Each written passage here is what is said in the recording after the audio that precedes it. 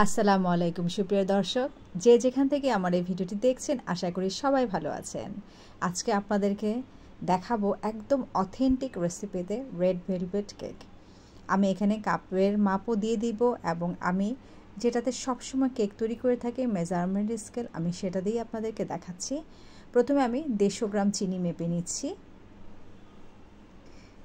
ভিডিওর ডেসক্রিপশনে আমি কাপের মাপ এবং সব কিছু আমি দিয়ে দিব। আর বাটার নিচ্ছি আমি 50 গ্রাম। এই মেজারমেন্ট স্কেলের একটা ভিডিও আমি দিয়ে দিব, আপনারা কিভাবে এটার মধ্যে মেপে নেবেন সেটাও দেখিয়ে দেব। এখন দিচ্ছি একটি ডিম। এখানে আমার 50 গ্রাম ডিম লাগবে, তবে এই ডিমটি 54 গ্রাম হয়েছে, তবে একটা ডিম আমি এখানে ব্যবহার করব। আর একটি বাটিতে আমি ময়দা নিয়ে নিয়েছি 150 গ্রাম।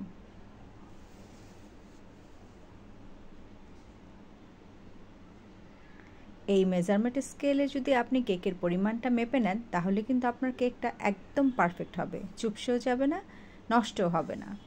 আমি ময়দা নিচ্ছি 150 গ্রাম। আমার শুকনো উপকরণগুলো মাপা হয়ে গেছে। এখন আমি একটি বাটিতে 1 চামচ নিচ্ছি বেকিং পাউডার।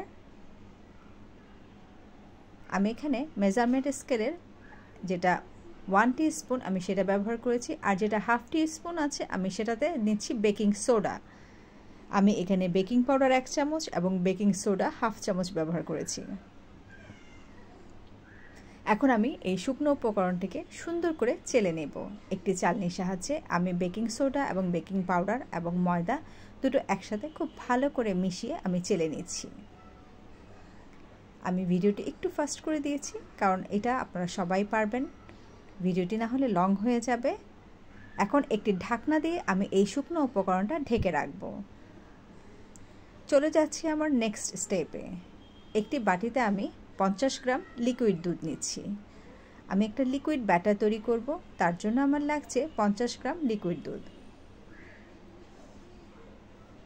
আর লাগছে দই। আমি এখানে টক দই পানি ঝরিয়ে নিয়েছি, এটাও নিচ্ছি আমি 50 গ্রাম। একটি বাটিতে আমি দইয়ের মিশ্রণটি খুব ভালো করে ফেটিয়ে তাতে দুধটা মিশিয়ে নিচ্ছি। খুব ভালো করে দই এবং দুধের মিশ্রণটা মিশে গেলে দিচ্ছি কফি পাউডার। আমি এখানে নেসক্যাফের কফি পাউডার ব্যবহার করেছি 1 চামচ। এটাকে খুব ভালো করে মিশিয়ে নেব। সুন্দর একটি কালারের জন্য অবশ্যই আপনাকে এই কফি পাউডারটা ব্যবহার করতে হবে, কারণ রেড ভেলভেট কেকে কিন্তু অবশ্যই কফি পাউডারের প্রয়োজন হয়। খুব ভালো করে মিশিয়ে নিচ্ছি। সামান্য পরিমাণ দিচ্ছি লবণ, টেস্টটাকে ব্যালেন্স করার জন্য। আপনারা চাইলে কিন্তু এটা স্কিপ করতে পারেন। এখন দিচ্ছি রেড কালার। এটা আমি কিন্তু একদম রেডম্যানের রেড কালার ব্যবহার করেছি, কোনো স্ট্রবেরি কালার নয়। রেডম্যানের রেড কালার যে কোনো সুপার শপে আপনি পেয়ে যাবেন। আমি এখানে 1.5 চা চামচ কালার দিয়েছি। আর দিচ্ছি ভ্যানিলা এসেন্স। এখানে আমি 1 টিস্পুন ভ্যানিলা এসেন্স দিয়েছি। এটাও রেডম্যানের। আপনারা ব্র্যান্ডগুলো অবশ্যই ভালো ব্র্যান্ডের নেবেন, তাহলে কিন্তু কেক খেতে যেমন টেস্ট হবে তেমনি কিন্তু কেক নষ্ট হবার চান্স কমে যাবে। আমার কিন্তু সেই উপকরণটি মাপা শেষ হয়ে গেছে। কালার মিশিয়ে আমি একটি সাইডে রেখে দেব। এখন একটি বাটিতে আমি যে 50 গ্রাম বাটার মেপে রেখেছিলাম সেটা বিট করে নিয়েছি। আমি বাটারটাকে ঠিক 1 মিনিট খুব ভালো করে বিট করে নেব। আমি প্রথমে যে 150 গ্রাম চিনিটা মেপে রেখেছিলাম সেটা আমি ব্লেন্ডারে গুঁড়ো করে নিয়েছি। এখন এই বাটারের সাথে আমি পাউডার চিনিটা মিশিয়ে নেব। আপনারা দেখুন আমি চিনিটা কিন্তু পাউডার করে নিয়েছি। এটা নিলে আপনার ক্রিমের সাথে চিনিটা খুব ভালো করে মিশে যাবে। এখন আমি বিটারের সাহায্যে এটা খুব ভালো করে মিশিয়ে নিচ্ছি। আমি কিন্তু এখনও বিটারটা অন করিনি, কারণ বাটার এবং চিনিটা আমি খুব ভালো করে মিশিয়ে নিব, তা না হলে চিনিটা উড়ে যাবে। খুব ভালো করে মিশিয়ে তারপর আমি একটা বিট করব এবং একটা স্মুথ ব্যাটার তৈরি করব।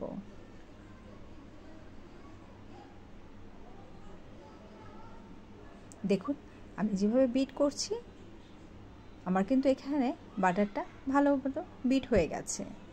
এখন আমি একটু স্প্যাচুলার সাহায্যে এটাকে খুব ভালো করে মিশিয়ে আবার একটু বিট করে নেব। আমি বাটারটা বিট করেছি 3 মিনিট। আমি এই ক্ষেত্রে ভিডিওটা একটু ফাস্ট করে দিয়েছি। 3 মিনিট পরে আমি একটি ডিম দিয়ে আবার বিট করব 2 মিনিটের জন্য। আপনারা অবশ্যই বিটিং টাইমটা খেয়াল রাখবেন। এখন ডিম দিয়ে আমি 2 মিনিটের জন্য বিট করে নেব। যখন একটা ক্রিমি টেক্সচার চলে আসবে ঠিক সেই সময় আমি যে কালারটা গুলে রেখেছিলাম সেটা মিশিয়ে নেব। তবে এখানে কিন্তু টক দই দেওয়া আছে, তাই যখন আপনি বিট করতে যাবেন তখন কিন্তু এটা কখনো ঠিক এরকম একটা টেক্সচারে চলে আসতে পারে। এটা কিন্তু ভয় পাবার কোনো কারণ নেই। এটা হতেও পারে, এটা নাও হতে পারে, কারণ দইটা যদি বেশি পরিমাণ টক থাকে তখন কিন্তু আপনার এরকম হতে পারে। এখন আমি শুকনো ময়দা দিয়ে দিচ্ছি। দেখবেন এটা কালার চেঞ্জ হয়ে যাবে। এখন এটাকে আমি প্রথমে একটু মিশিয়ে তারপরে বিট করব, যেন ময়দাটা আমার না উড়ে যায়। এখন আমি এই ব্যাটারটাকে আস্তে আস্তে বিট করে নেব। আস্তে আস্তে কিন্তু আমার ব্যাটারটা চেঞ্জ হয়ে যাচ্ছে। দেখুন আমার আগে যে স্প্যাচুলার মধ্যে লেগেছিল ব্যাটারটা আর এখনের ব্যাটারটা কত স্মুথ হচ্ছে, তাই টেনশন করার কোনো কারণ নেই। এই কেকটি তৈরির ক্ষেত্রে কিন্তু অনেকেই এই ধরনের ঝামেলার সম্মুখীন হন, তাই আজকে সব ঝামেলা দূর করে আপনাদের সামনে সুন্দর একটি কেক উপস্থাপন করছি। এখন দিচ্ছি আমি আরেকটু কালার, হাফ চামচ ব্যবহার করেছি রেড কালার। টোটাল আমি এখানে 2 চা চামচ রেড কালার ব্যবহার করেছি। আপনারা একটু কালারটা দেখে তারপরে আবার অ্যাড করার চেষ্টা করবেন। কিন্তু ব্যাটারটা রেডি হয়ে গেছে। ময়দা দেবার পরে আমি 1 মিনিট বিট করেছি। অতিরিক্ত বিট করা যাবে না, তাহলে কিন্তু এটা নষ্ট হয়ে যাবে। এখন আমি ব্যাটারটাকে ভালো করে নেড়েচেড়ে একটু মিশিয়ে নিচ্ছি।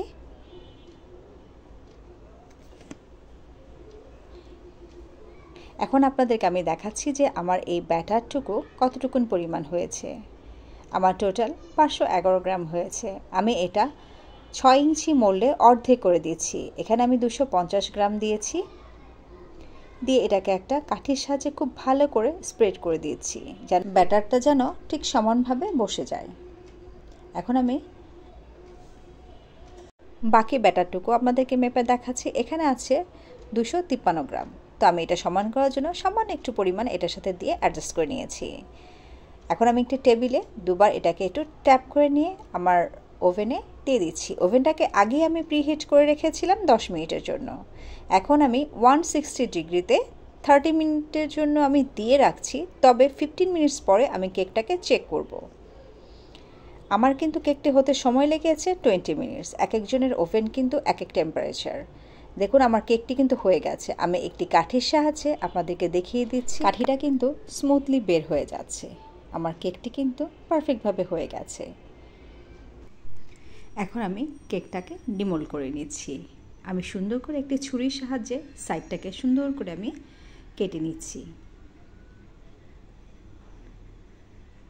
এটা খুব আস্তে আস্তে সাবধানের সাথে করতে হবে। আমার এই ভিডিওটি যদি ভালো লাগে অবশ্যই ফ্রেন্ডস এবং ফ্যামিলির সাথে শেয়ার করবেন। আমার চ্যানেল সঞ্চিতাস কুকিং রেসিপি একবার ঘুরে আসার জন্য অনুরোধ রইল এবং পাশে থেকে বেল আইকনটি অন করে রাখবেন নতুন নতুন রেসিপি পেতে। দেখুন আমার কেকটা কত পরিমাণ সফট হয়েছে। আমি কিন্তু একই মাপে দুটো কেক তৈরি করেছি। আমার কেকটি কিন্তু চুপসেও যায়নি, দুটো একদম সমান হয়েছে। আপনাদেরকে একটু কেটে দেখাচ্ছি। এটা খুব আস্তে আস্তে স্লাইস করতে হবে, ঘুরিয়ে ঘুরিয়ে, যেন দুটো স্লাইস খুব সমানভাবে তৈরি হয়। দেখুন আমার কাটার পরেও কেকটা কতটা সফট দেখাচ্ছে। আমি দুটো কেকই আপনাদেরকে কেটে দেখাচ্ছি কতটা সফট। ভালো থাকবেন সবাই। আল্লাহ হাফেজ।